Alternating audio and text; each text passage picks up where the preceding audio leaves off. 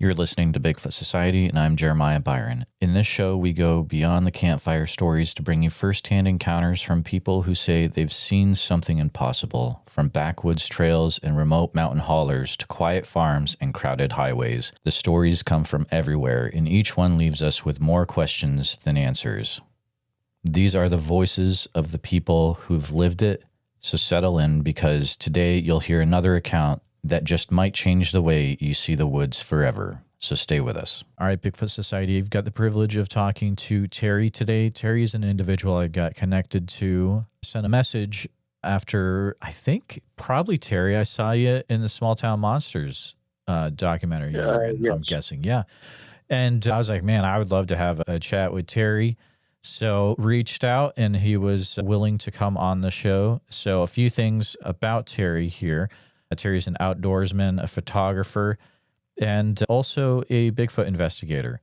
And he's had some really interesting things happen along the years. So that's why he is on the show today to share a bit about that. So welcome to the show, Terry. How are you doing?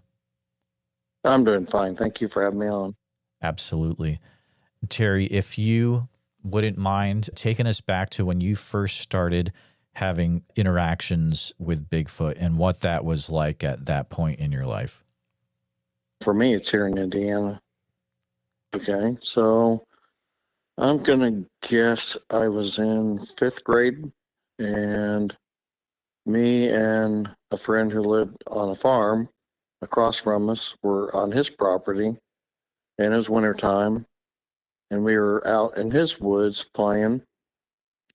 And we had just came back across the creek, and we were going to head back up to his house when we got just maybe, 100 yards or so from the woods into the pasture. We heard a loud noise, which drew our attention to turn around and look. And we saw something tall, dark, and hairy. It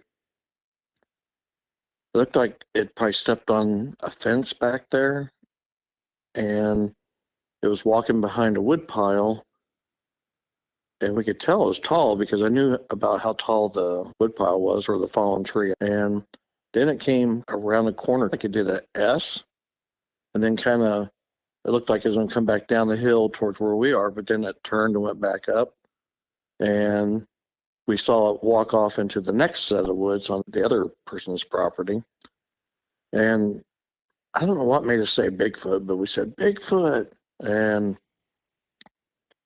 I guess that's the only thing we knew what we thought it could be. And so, like dumb young kids did, we decided we're going to go look.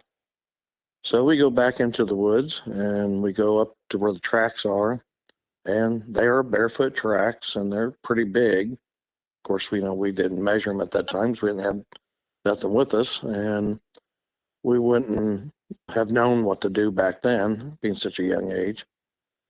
So we're like, wow, why would anybody be walking in the woods barefoot? And we thought maybe it was just a guy in a coat, but we thought, no, this guy would freeze to death being barefoot. So we decided we're going to follow the tracks. So we start following the tracks, and we go into the next section of woods. And then this is where it got eerie. We found maybe 4 to 6 piles of rocks, maybe 2 foot tall, stacked in pyramid shapes. And we were like, what is this? And so we started uncovering one of the piles of rocks, and there was a dead cat underneath them. So we uncover another set of rocks, a dead cat. So whatever this was, storing food. And it was so weird because we know animals do not store food, especially like that.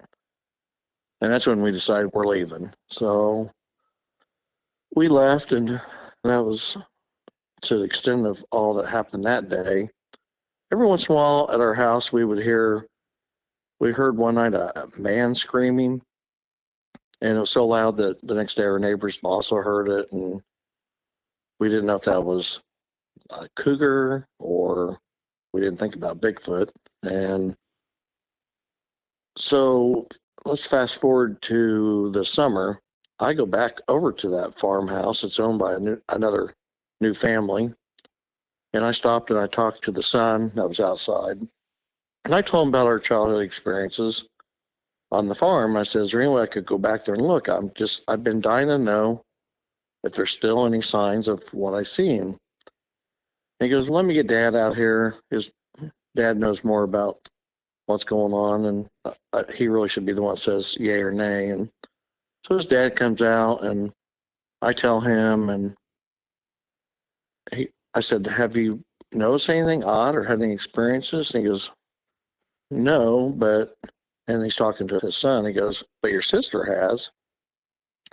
And the son kind of perks up like, what? And he goes, yeah, she used to have parties back there in the woods, and she won't do it anymore because she kept seeing shadow people. And the son was like, why have I never heard about this? So I was fascinated to think that there still could be activity after all these years back in those woods with maybe the same thing or offspring of whatever it was. It could be generational. And I still would love to go back there, but he wouldn't allow me to go back there. So I don't know if it's because of insurance reasons or what, but he wouldn't let me go back on his property. So that was my experience as a child, and I wanted to follow up with it since I knew more about what to do today. So that was pretty interesting. Okay, so yeah, that is extremely interesting. So to maybe ask a few questions about what you've shared so far. So you said it was tall, dark, and hairy. How far away from it would you approximate that it was? So from the creek to where we were, maybe 100 yards. From the creek to the hill, maybe another 50. Gotcha. We could clearly see it. We could clearly see it once it came around the wood pile or the tree. They keep calling it wood pile, but it was a fallen tree. But we could clearly see it when it came and did that little S turn back up the hill. Because we thought it was coming down at us, and then it turned and went back up. How tall would you think it was? Oh, man, as a kid and the distance, it's really hard to say. It could have been 6 or 7 foot, maybe. It was big. Had long arms. Darkened fur. And at first we thought it was just a guy wearing a coat until we saw the footprint. Absolutely. That is so 100 yards, 50 yards. That would be, you'd see stuff, but it would be hard to see some details probably. Did you? Oh, yeah. We couldn't make out like facial or. Yep. I know maybe this is why it turned. I do know it looked at us because you could see what looked like, well, I guess from that distance, a face looking at us, but you couldn't make out because we thought it was maybe wearing a fur hat, and you just couldn't make out the details. So that's why we thought it was a person at first. You said it so dark kind of coat or hair or whatever you would want to call it. Were you able to see a color at all, or just that it was dark? It looked like black, and it was all black, not just because if a person had just been wearing a coat, it would have been from the waist up. But it was all dark. But we didn't put that 2 and 2 together at the time. Oh, sure. You're in 5th grade, so you have a we totally different really mindset. we were really scared because we both yelled like Bigfoot, and then we was like, let's go. The kid and us took over, and let's go look. Absolutely. What year was this? Let's see. I'm 61, and I'm not sure how old I was in 5th grade. You could have been around 10 or 11, potentially. Probably not that age bracket. Yeah, I wouldn't have been older. I know that. Let's see. That would have been 25 years ago. It's 2000, and then what's 70s maybe? Yeah, I would say definitely in the 70s. Okay, gotcha. So had you heard anything about Bigfoot activity in the area prior to then, or seen any movies? No, we didn't even. No, I didn't even know anything about really Bigfoot. So I never would have thought anything about it. And I'm not even, like I said, I'm not even for sure why we said Bigfoot. Right. I really can't remember watching anything, or I don't even know how I knew about Bigfoot. I really don't. Yeah, that is probably Nope. one of the weirdest things right there. That's very strange, but you knew to yell it, and that's what you did. So there you go. Also, so you went back to the property then as an adult, or was it the summer Yes. next? No, I went back as an adult this summer. Okay. Gotcha. Because it's always been in the back of my mind that I want to go back. And I really wanted to go back into the next section of the woods where the piles of rocks were, to see if they were still there. And just to see if there was, because now I know what to look for as far as activity goes. And that's what I really was wanting to see. But I found it interesting that the dad had told me about his daughter being scared to go back there because of seeing shadow people. Absolutely. I'm guessing you never got access to talk to the daughter, probably, correct? No, Right. and I gave him my number and told him if she would ever want to contact me to do. Gotcha. So let's go back to you're in 5th grade. You have this really interesting encounter that happens. Your friend is there, and it's just one of those classic Americana stories. Young kids, the monster, Stranger Things. How did that start affecting you in the years after it? Did you jump right into, I got to figure out what this is, or did you forget about it and come back at a later time? I just forgot all about it. I remember telling another buddy at school, and he used to joke with me about it, and that was just a thing even through high school that we joked about always. He'd do a Bigfoot grunt. That was his joke with me. And that was really it. There was never no thinking about, oh, I should go back and look. I also find this very interesting that the guy that I was with, his cousin went to my high school, and she recently contacted me about her daughter who lives out by Stylesville, and said her daughter thinks that they have a Bigfoot on their property. So I thought this was very interesting. There was a family connection to my friend back then that went to current today.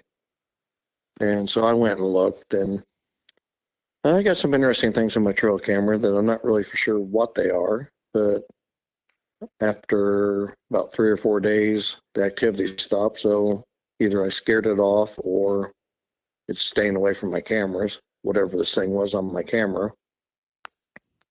But I thought that was very interesting, the tie-in between my friend back then and my investigation that I went to just recently. Absolutely. Indiana has come up on the show actually quite a bit recently, but it's been more southern Indiana because you're down there by the Ohio River and the border of Kentucky. So there's a lot going on down there. You mentioned Stylesville, and I'm looking it up. That's actually up closer to Indianapolis, right? No, Stylesville is, if you go out 40 west, I live in Plainfield, so it's about 20 something minutes west on US 40. Okay. Now, an interesting thing about this one I just did, my encounter as a child was in Danville, and one of my hot spots is in Bainbridge, and there's a lot of activity in near Amo. So there's a lot of activity in this one little area of the west side of Indianapolis. I don't know if they are the same. I also have a friend who lives just west of 42 in Mooresville who had a sighting on his property. So I don't know if these are the same clans or different ones, but it's just interesting. There's a lot of activity, not just down southern Indiana, but also in this area also. That's good to know, because a lot of the stuff I get is from like Hoosier National Forest, and then I just talked to a guy from that was Brown County State Park. He had something happen in there. Yeah, that was really interesting. But is there a good amount of forest to the west of Indianapolis then? Yes. You got Turkey Run, you got Shades. Those are huge tracts of forest. And then you have a lot of nature preserves. And this seems to be where I find the most activity are nature preserves. Maybe it's because it's less traveled with people. Because some of the nature preserves I go to are not well known. So maybe they like those areas. Because there's water, there's deer. I mean, it's all kinds of food source. Absolutely. I'm glad you brought up Turkey Run, because I was not aware this is the same area, and that place has come up on the show before. Some really weird encounters and sightings happen in that park. At least one of them that I can remember. And I've visited there as a younger person, and you got that canyon area you go into with the high walls, and so it's really easy to see how something could hide out in there. But have you heard of anything happening in that area then? I personally haven't. But I don't really know a lot of people from that area. Okay. Another kind of weird thing that happened just recently while we were out near that area, we were fishing on a boat. Now, I'm not going to say this is 100% Bigfoot, but I really don't know how to explain this. We were on a boat on the north end of a lake in Waveland. It's called Waveland Lake, and that's near probably Shades and Turkey Run. And this area of cove we just came out of on the boat, the best way I can describe it, on the hill of this cove was woods and then also cornfields. So there's nothing really, no houses or nothing right there. And we heard, it sounded almost like an elk call, but different. And we both looked at each other, what in the heck was that? So I played an elk call on YouTube just to see if I could get a response, and we heard something run off heavy, but we never saw one thing move at all. And I'm thinking, gosh, we should have seen corn moving or woods moving, and we didn't see nothing at all. And I didn't tell my buddy this because he's not really much of a believer in Bigfoot, but it really reminded me, and I know the show's kind of a spoof, but it reminded me on a show that had the Midnight Whistler on it, and it sounded kind of like that because that sounds like an elk call. And I thought, now I know that's reaching, that would be the Midnight Whistler, but it did make me think maybe it was a Bigfoot screaming at us for being too close to the woods. But it did sound like an elk, and I'm thinking we don't have elk, at least roaming free in Indiana that I know of. So I don't know if that's true or not. It just could be assuming. But that was very odd. No, that is odd. So you had mentioned earlier that you went away from the subject. You forgot about the childhood encounter. Was there a certain thing that brought you back then in your adult years to looking into this subject? Yeah, I had met a guy while we were out in my hotspot out in Putnam County. This was a strange way of meeting him. Me and my buddy were hiking at this hotspot, and we come across this guy and his wife, and we'd talk to him about just normal stuff. And then we didn't really mention anything about Bigfoot at the time. And then I think he asked us why we were there, and we told him that we were checking out some odd stuff that's been going on in this area. Well, he messaged me later on Facebook. I don't know how he found me, but he said, were you by chance the one out hiking that day? And I said, yeah. And we got to talking and found out that he lives in this area I told you about near Amo that had a lot of activity. And they were there for the same reason, because they've had encounters at the same place. And that's how I got hooked up with the IBRO, is through him, because he attended a lot of stuff going on with our local chapter, and that's how I got plugged in. Gotcha. And I would guess, so IBRO, is that like a local Bigfoot research group for Indiana then? Yes. Okay. Yes. That's ran by Leroy Nail. Sure. Yep. Yeah, I've heard that name before. And so I started going to the get-togethers, and I've been going for, oh man, a long time. And I got to know a lot of the core people, and then eventually I became one of the core people, and I went from curiosity to being a researcher. Was there a certain event that took you from that curiosity to being a researcher? Usually when you talk to people, there's something that kind of pushes you over the edge, or was that something where you were already there because of your childhood experience? No, it was because of the different things that we were experiencing at this one particular location out in Putnam County that just made you want to know more about what's going on. And like when you hear what sounds like a Louisville slugger hit a tree, and you're out in the middle of nowhere, and you know it's not a person, you start to think, what in nature can do that? And you start finding track lines of barefoot tracks, which brought me back to my childhood. You're like, what could do that? I guess it could be a person walking the creek, but when you get into the size of the tracks they are, it's, dang, this person's got really huge feet. And then why would a kid be walking barefoot and towards cold weather time? And then those things make you want to know more. And then the more you get into it, the more weirder things happen and you experience, and you just keep wanting to know more and more.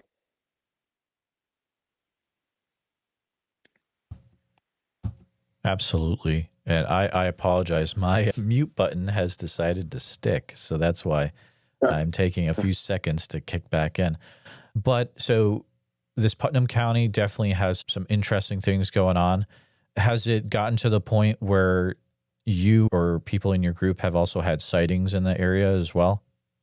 Yes. The guy I told you I met at this particular place had not only sightings on his property, all his family, his kids, every one of them seen this particular group of Bigfoots on their property for a long time. It used to be, they joked it was like a little stopping point for them.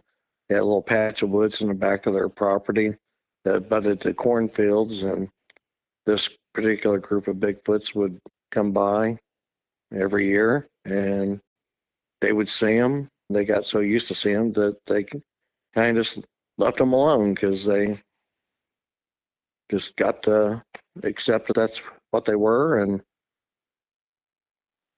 that's, I know that they've had multiple sightings. And is it so it sounds like it's a thing where it only happens certain times of the year. Is that right? No, this is all year round in this particular area. Same thing with Morgan Monroe, another huge hotspot. They have sightings all year round. So I don't believe they migrate. And Morgan Monroe is a state forest that's south of Indianapolis, correct? Yes, towards Martinsville. Gotcha. And really, looking at the map, that forest could connect to Yellowwood, which could connect really to Brown County State Park. So, it all goes together, doesn't it? Yes. Yeah. Wild. From, I'll say this, different parts of the country seem to have different types of sightings, or people report them looking certain ways. Have you found any patterns to the sightings that you're seeing around this area? Do they look a certain way usually, or certain colors? Normally, the people that I've talked to have seen them all say dark. The other thing is, a friend of mine, he had a very close encounter, and I'd say within 10 feet of him in pitch black night, and snapped a picture at the last second because he felt like something was wrong. He could feel the heat off of something. So he snapped a picture, and it took off running once he realized that my friend had a phone in his hand. And the picture looks it looks more humanoid than it does ape, but it still has like an apish looking features also. It's kind of like a cross between ape and man from the look of the face. So that's probably the best picture I've ever seen of one that close as far as the facial features. Wow, that's really a big deal. Oh, yeah, it's a huge deal. And he also was in the interview for Small Town Monsters, which it hasn't aired yet. So I don't know if they're going to show the picture or not, but he never wanted to go on the internet because, you know, critics are. People tear things apart and would say Photoshop or AI, but it's legit. It's a legit picture. Which is wild. The way it's described, it sounds like, first, it sounds like it was taken before AI. Yes. Yeah. So we can say and that's my friend my friend's not techie savvy, so right. He wouldn't know how to do that. It's impossible. And we took this picture to the Ohio Bigfoot Conference, and we showed, at that time when he was alive, Dr. Jeff Meldrum. We showed him, and we showed Cliff Barackman. And later I found out that Dr. Jeff Meldrum had approached Cliff and said, "What do you think of that picture? That's pretty wild." They were intrigued by it. And so later I had a chance to talk to Meldrum, and he's okay. I need to know more about this picture to back up your story, because I don't know you, I don't know him, I don't know the circumstances. Because I'd want to see his camera roll on his film so I could see the series of pictures he's taken. And I said, okay, I'll get that for you. And so I did what he had asked me to do. And there's only just a few pictures on that particular day. He goes, it's odd that he didn't take a bunch of pictures that day. I'm like, he didn't take a bunch of pictures. And he's not the type who just goes randomly just take an odd picture. So he had his camera ready in case something happened. He didn't know he was going to take a picture. So Why would he have multiple pictures of things that he's not normally taking pictures all the time? So I said, I gave you what you wanted. Here's the camera roll. What more can we do? And he's like, it's just I'll have to say it's an unknown because I don't know all the circumstances. And he said, it could be legit. And I'm like, my friend says it's pretty legit. So he's the one who saw it. Yeah. In all respect to Dr. Meldrum, we did lose a great guy in the community, but oh, yes, no. Personally, I don't think that would be enough to discredit anything. Just the fact that take other photos, that to me doesn't make sense. Each to their own. I would want to look more into the metadata of the photo to see, okay, if it's taken on a phone, then it probably has date and also coordinate information. So I can say, okay, look up the coordinates. Is it the same area where this guy is saying he took the photo? Man, that sounds very compelling. It's going to be a photo like that where it could really kick things off. And it's been, 67 to now is, 50, 60 years. It's time to have some other type of incredible evidence is needed. And in today's day where there's AI, it's really hard to get that legitimate evidence. And I think it's good. In this particular area where this picture was taken, we've cast tracks. We've got hair samples that right now we've sent off to, I believe his name's Darby. Yeah, Darby Orcutt.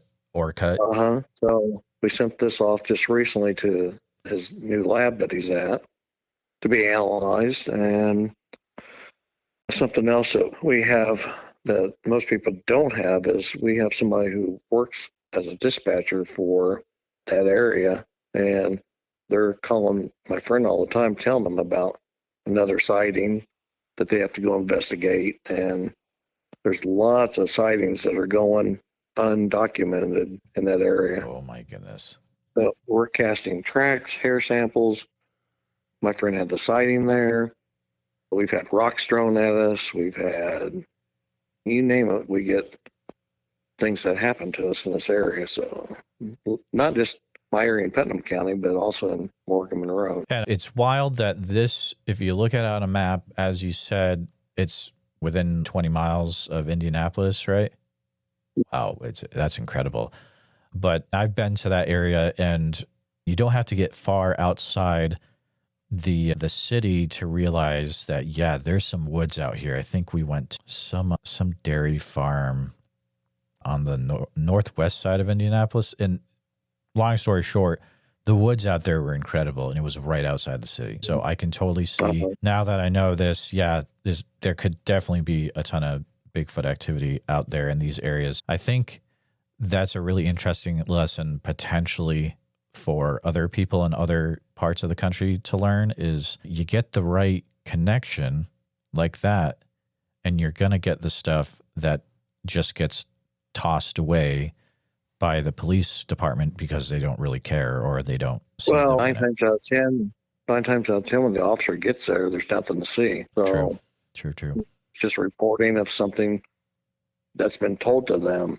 So now I do know somebody I've met over the years who's a retired Louisiana state police officer, and he's had a sighting, and that's why he's in it.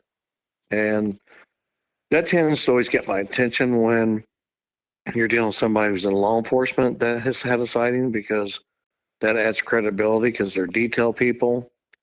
They're not going to mistake a human or a bear for a Bigfoot. They know what they're seeing when they see it.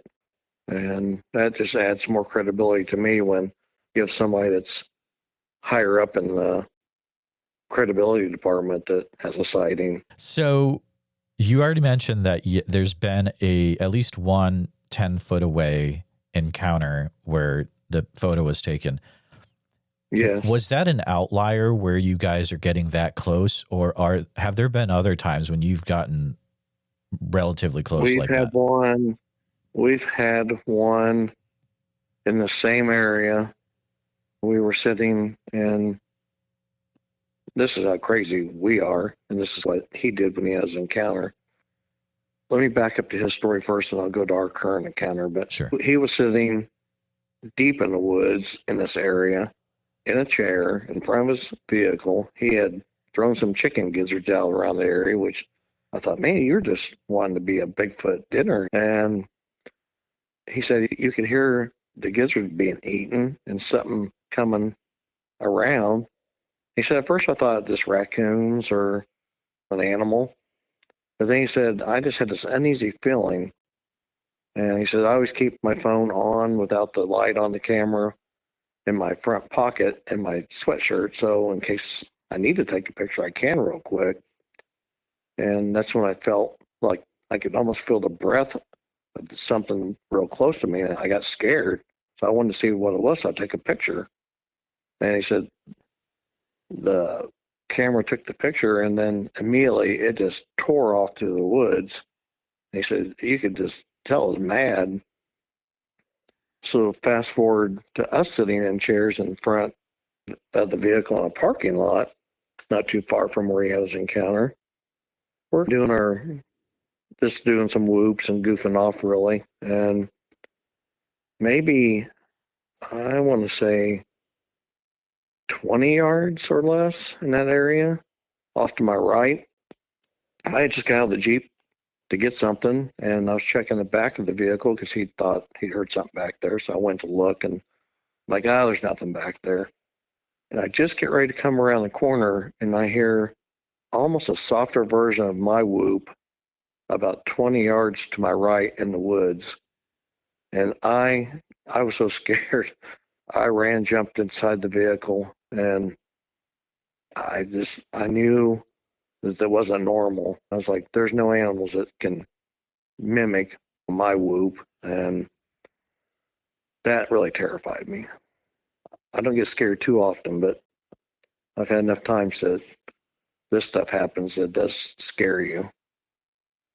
And then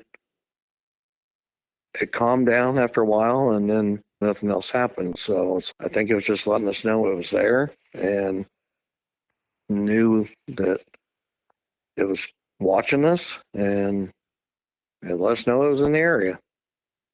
And that's the same area we've also been hit with rocks. And okay. That's a really hot area. So it sounds like most of the interactions that are happening in this area are pretty non-aggressive, though, I guess besides the rocks. I was going to say, the way the rocks hit us, okay, the first rock that hit, my buddy sitting left of me in a chair, it hit just the top of his left knee and then ricocheted and hit me in my right thigh. And we're sitting not even within 2 foot of each other. And me and I heard him say ouch, and then I said ouch. And it stung my right leg. So the fact that, I wonder how hard it must have skipped off of him to hit me, because it hurt when it hit my right thigh. And so we're like discussing this, and within maybe 5 minutes, I hear a thud, and then I hear him go ouch again, and he got hit in the chest. And it hit him hard enough that it left a bruise. And I'm thinking, what kind of person, unless they're using night vision, can throw rocks from the woods with accuracy like that? And I don't know if I would call that aggressive, but maybe wanting us to leave, maybe. I don't know. I don't know how you would categorize that. And then just recently, maybe 2 nights ago, we had something throw something very aggressively at the vehicle. We were in a different location in that same area. And it hit the vehicle on the top. It's got like a rack up top. It hit it hard enough that it sounded like a gunshot. And you know how a tuning fork sounds when you hit it? Yes. That's what one of the bars on his rack did after it hit it. Now, that was thrown with some force and aggressive, so we left. But we've never, I don't know, I've never felt like I'm in danger, but I know when to leave when things don't seem right. Absolutely. And I think it's good that you feel like that. I'm trying to think of what I would feel like in that same situation. And man, when most of the rock throwing stories I take, it's like they're not getting hit. It's going by their head or it's whizzing by them. But you're actually getting hit and it's hurting you guys. And that kind of feels okay. Things are changing a little bit, kind of playing for keeps. How big are the rocks that you're getting thrown at you? That's just, when it's pitch dark and you can't see, and like in the parking lot, it's all gravel. So how are you supposed to find what it threw? And then we tried to find whatever it threw in the woods that made that really loud hit. We couldn't find nothing because you don't know what direction it's coming. And then with the impact, that would have had it ricocheted off somewhere else. So the odds of finding what it was would be very hard. Yeah. Are there any bluff charges that happen in the same area?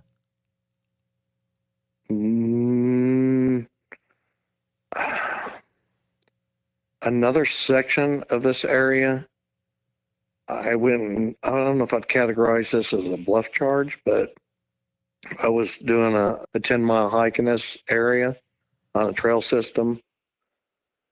And I was on mile 10 maybe, and maybe trail, or maybe about 9 miles. And I had just came around this lake in the woods, and I come across a really weird tree structure that caught my attention. A tree had been pulled out of the ground, moved over 3 feet, and then wedged into another tree.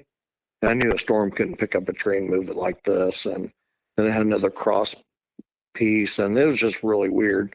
So I'm filming it, and I hear what sounds like, best way I can describe it is a man's deep bellow. And it was almost like, it was like a grunt. And I know it wasn't a deer. It was too manly, the sound. And that really scared me. And I was like, I guess it doesn't like me filming structure, so I'm getting out of here. So that's what I did. I left. But that's the only thing I could think of when you said a bluff charge or a blunt charge. Absolutely. Taking everything you've said into consideration, I would agree with you that this is a very active area, and especially this isn't a state like Oregon or Washington. It's Indiana, but you've got some wild stuff going on, which just this by itself, I'd say people maybe need to take a closer look at Indiana and not just the southern part of the state where most people go. But would you be able to share anything that has happened down in Morgan, Monroe? Most of the things that I was just talking to you about has all been Morgan, Monroe. Gotcha. Okay, cool. The only time I've ever seen eye shine is down in southern Indiana, like the southern, like what you're talking about, the southern part of the state. And this area is another hot spot that another friend has been researching for a really long time. And every time we go there, normally we see eye shine. And we just went there a couple of weeks ago and was out in the woods. And I've never seen this before ever. I've seen eye shine, but I've never seen this happen before. I was watching this whitish yellow, I guess it'd be an orb, or it could be an eye. I don't know. It faded like it was going to disappear. It started to fade and it turned to red, and then it was red for, I don't know, 10 seconds. Then it disappeared. And I've never seen that happen before in my life. And I don't know how to explain it. I don't know what it was. I don't know if it's an orb or eye shine, but I've never seen nothing change colors like that as a first. It is really interesting when you get things like that into the equation. Not to say that we can explain Bigfoot, but then you also start to put things like maybe orbs, lights that you can't explain, and just it really gets interesting. And are you seeing lights like that up in the Putnam County area as well? All my investigation there has been during the day. Most of my activity at Morgan Monroe is late into evening. Morgan Monroe, yes, there's lots of, like my buddy who took that picture right before he seen that thing, or took the picture of it, he was seeing orbs, and he somehow thinks that there usually is orbs right before a sighting. I don't know if that's true or not. I don't know enough about the subject to say that's yay or nay, but I've never seen orbs at Putnam County because it's during the day. Is there a reason that you've been sticking to the daytime hours for investigation in Putnam County? Only because that's when they're active, it seems like there. It was funny, I had a friend come down from New Jersey, and he didn't believe in Bigfoot, and I wanted to take him to his place not only to hike, but to let him see for himself what happens during the day. And so we're down at the creek, and we're sitting there talking. And I said, watch, I'll do a couple rock claps. And I took some rocks, I clapped them.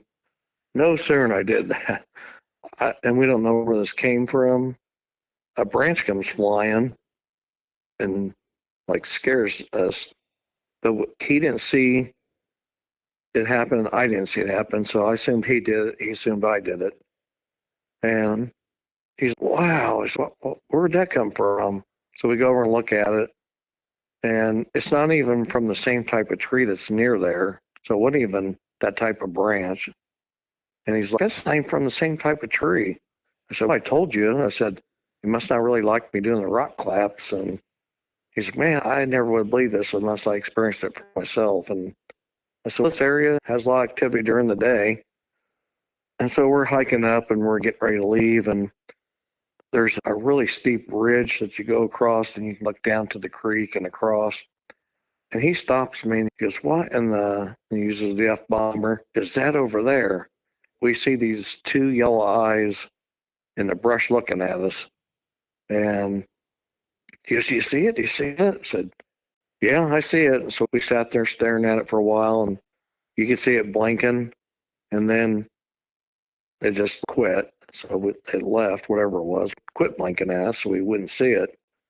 And my buddy was just blown away. He goes, wow, because when I get back to New Jersey, I'm going to start looking for all these types of things you told me to look for with the tree bends and breaks. And he goes, I'm going to be more aware of my surroundings now.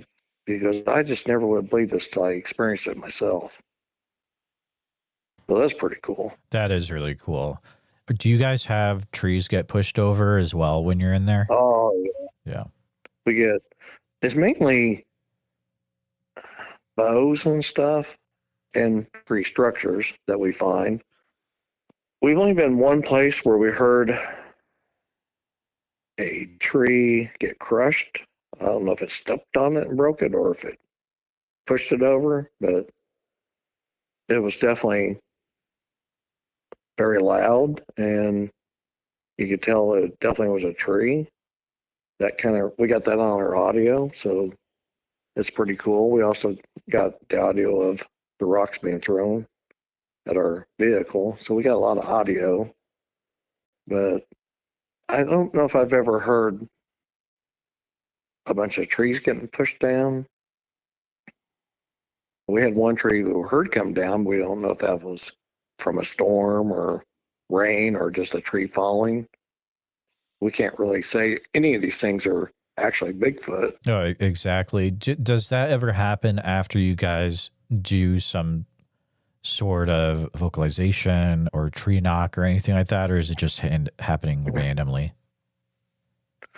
Honestly, from what I've discovered or found, and I don't know if other researchers would agree with this, I don't think they like you doing the whoops and the knocks and Sure. any of that stuff. I know my friend that's with me used to always do this wounded rabbit call, and every time he'd get pelted with rocks. And one time in the group, he was playing that, and a big limb came and smashed out the windshield of his Jeep, and they don't like it, so he quit using it. So I know they don't like that, but we think maybe when you're out there, you just need to be quiet and not do any of that stuff, because we really feel like they know you're already there. Why do you need to do all that stuff anyway? Was that also in Putnam County where the guy's window got broken? No, that was, I want to say, in Yellowwood. Which is right next to Morgan Monroe. Yeah, Morgan Road is all the way to Yellowwood. Wow, they're not really messing around over there. That's wild. That is wild. Has anyone... So I guess it sounds like no one has gotten hurt past having a rocket thrown at them and it stinging. Uh-huh. Okay, that's good. We really don't feel like they're out to do anything wrong to you. It's like they're probably just as curious about us as we are them, and they tend to hang around campgrounds. They seem to like music and kids, and just like seeing what we're doing. Have there been any events that could be considered infrasound related that you've experienced or heard about?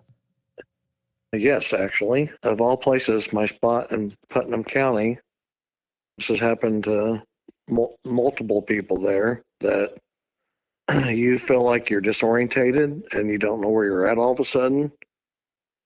You've walked this certain trail maybe 100 times, and now all of a sudden you don't know where you're at.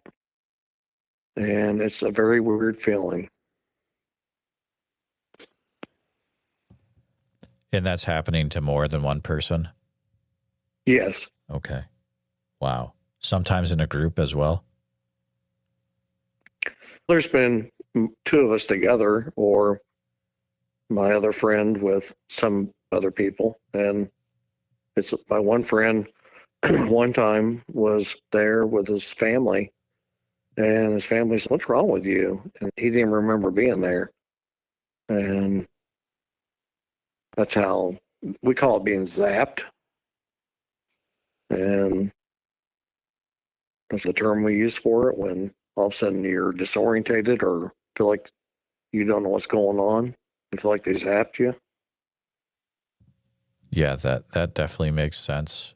Are there other things reported in this same county that are not Bigfoot related, but would be like similar types of weird creatures out there? Oh, there's rumor of the Dogman. How do you really know that's out there?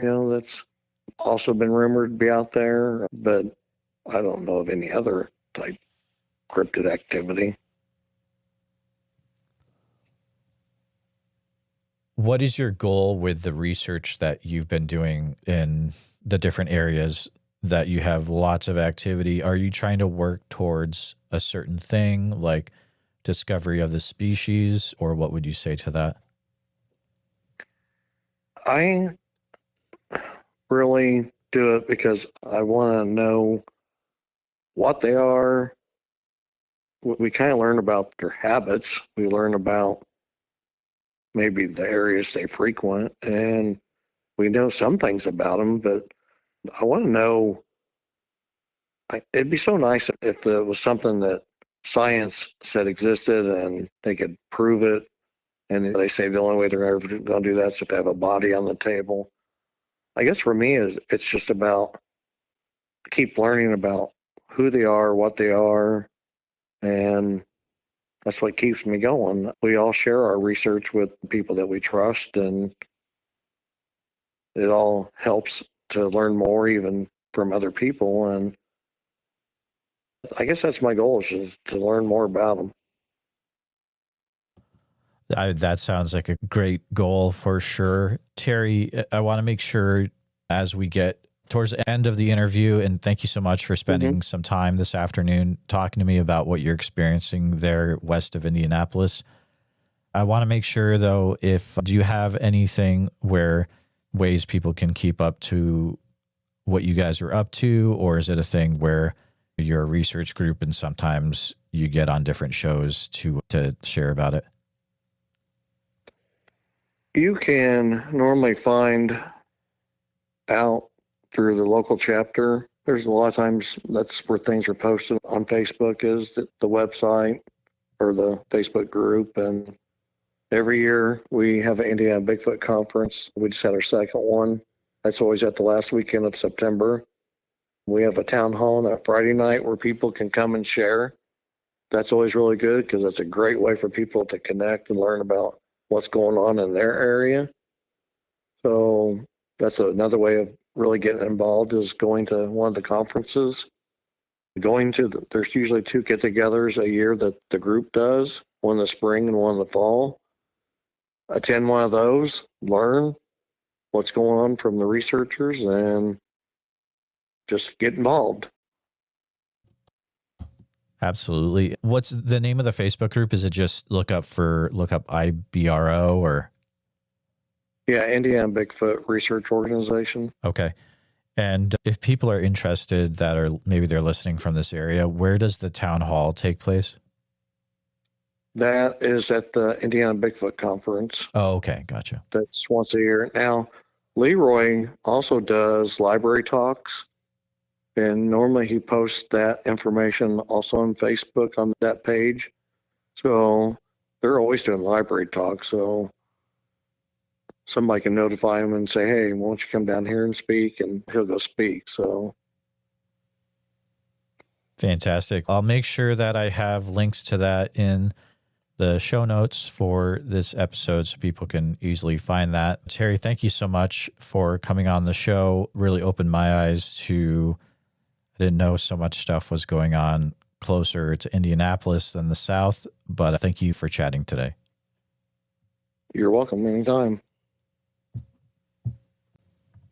Before we wrap this episode, I want to say something directly to a very specific group of listeners. If you're in the military, any branch or forces, and if you've seen something that no one can explain, or if you're a national park ranger or forestry worker who's been told to stay quiet, or if you're a pilot who's seen something strange down on the ground, or if you're with the FBI, a federal agency, or working intelligence, and you stumbled upon something you're not allowed to talk about, And if you're a firefighter, paramedic, or search and rescue responder who's heard screams or found tracks that didn't make sense, if you're in the logging industry, on a remote oil field, or a trucker with government contracts, and you've had something happen that you've never told a soul, and if you're a biologist, a wildlife specialist, or a field researcher under contract who has found evidence you're not allowed to report, if you're a pastor, a missionary, or someone on a spiritual retreat, and you saw something that shook your faith,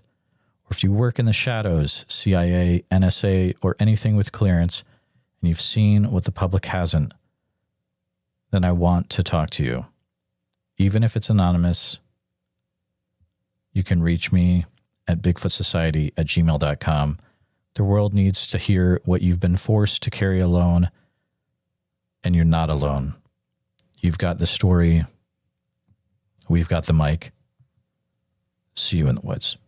Thank you for listening to this episode of the Bigfoot Society Podcast. Every encounter we share reminds us that the world is bigger and stranger than we think, and that the truth is often hiding just beyond the tree line. If you enjoyed this episode, please be sure to subscribe to the channel on YouTube, hit the bell so you don't miss the next episode, and share this with a friend who's into mysteries, monsters, or the unexplained. And if you're listening to us on Spotify or Apple Podcast, please follow the show there and leave us a 5-star positive review, because all of that helps more people discover the show. And remember, if you or someone you know has had a Bigfoot sighting, please, I'd love to hear from you. So email me at bigfootsociety@gmail.com and let's start the conversation.